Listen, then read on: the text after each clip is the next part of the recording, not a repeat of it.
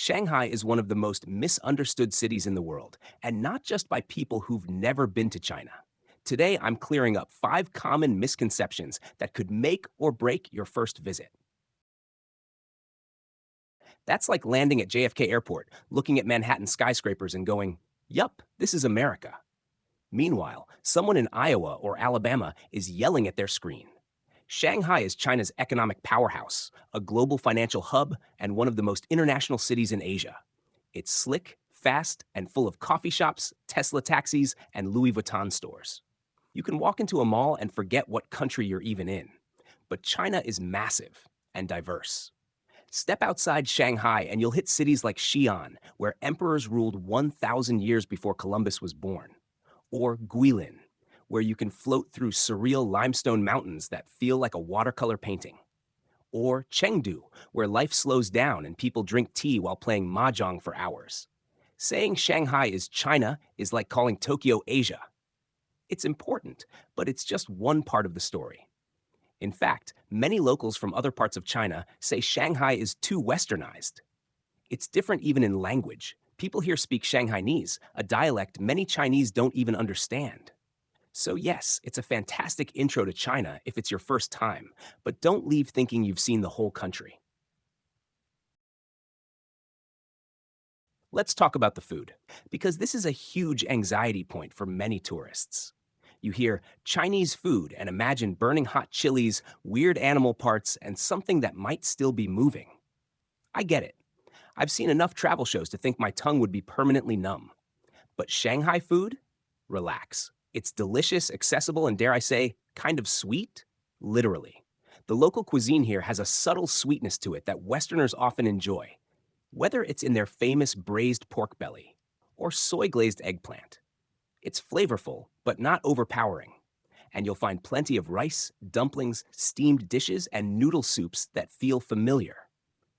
The superstar dish here is xiaolongbao, those juicy soup dumplings, probably one of the most beloved Chinese dishes internationally. The challenge isn't liking them, it's eating them without burning your mouth or popping the soup all over your shirt. And for the picky eaters or those with dietary needs, international options are everywhere. I passed more Starbucks and KFCs than I can count. So don't stress, you won't go hungry in Shanghai unless you try to.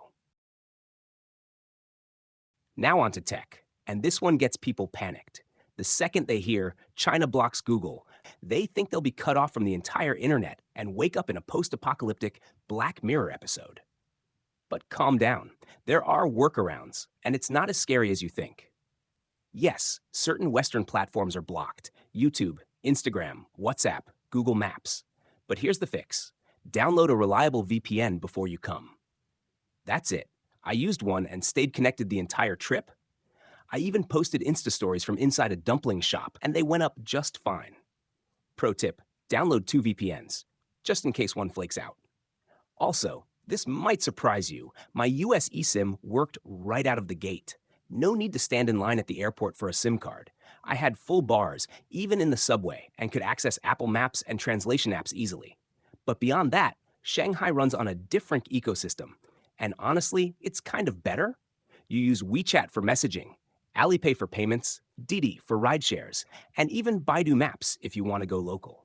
The tech infrastructure is sleek and way more integrated than what we're used to in the West.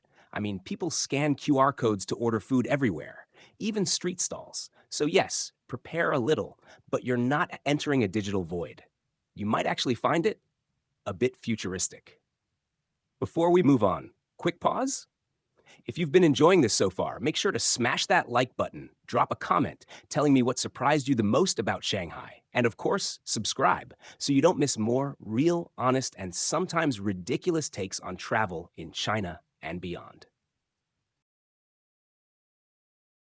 All right, now let's talk about something a bit more serious. I might get arrested just for being there. Okay, this one's a bit heavy, but I've heard it a lot. People say, "Isn't China dangerous? What if I accidentally do something illegal and end up detained?" It sounds like a Netflix drama where a tourist takes one wrong turn and suddenly disappears. Let's get real. If you're not planning on starting a political movement or climbing statues at Tiananmen Square, you're fine.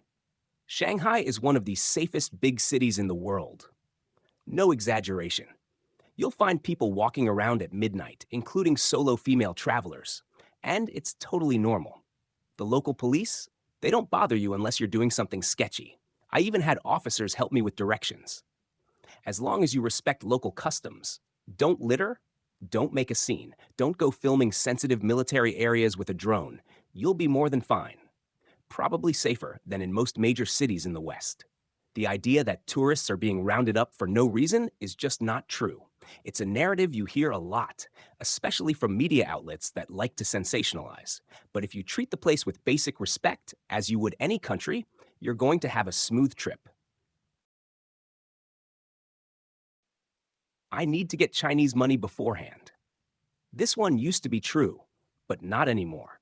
Back in the day, if you didn't exchange cash before arriving, you were doomed. You'd land at Pudong Airport, realize your debit card doesn't work in the local ATM, and suddenly you're bartering a pair of sneakers for a taxi ride. But now, digital payments rule everything around here. The most popular method, Alipay. And here's the good news. You no longer need a Chinese bank account to use it. I downloaded the Alipay International version, added my foreign credit card, and boom, I was paying for everything from bubble tea to museum tickets to subway rides, all with a scan. Cash? Didn't even touch it. In fact, some places don't even accept cash anymore. Yes, really. China skipped the credit card era and went straight to QR codes. If you're not comfortable with Alipay, you can try WeChat Pay, which works similarly. But I recommend setting it up before you arrive. Saves a lot of hassle, and you'll feel like a local scanning your way through everything. So no, you don't need to exchange hundreds of dollars before boarding the plane. Just prep your phone and your app store, and you're good to go. Let's be honest. Shanghai is full of surprises. It's not a perfect place, but most of the fear and misunderstanding people have before visiting, that's mostly based on outdated assumptions, exaggerated media stories, or just straight-up myths. The truth is, it's modern but deeply historic. It's foreign but incredibly welcoming. And for travelers, it's one of the easiest cities in China to navigate once you get past the initial culture shock.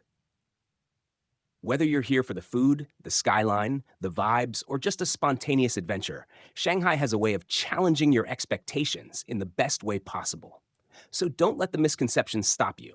Embrace the unknown, prep smart, and you might just fall in love with a city that's as cosmopolitan as it is uniquely Chinese. If this video helped clear things up, hit that like button. And if you've been to Shanghai or are planning to go, I'd love to hear your thoughts or questions in the comments below. And of course, don't forget to subscribe for more eye-opening travel content from across China and beyond. No fluff, no filters, just real talk. Thanks for watching, and see you in the next one.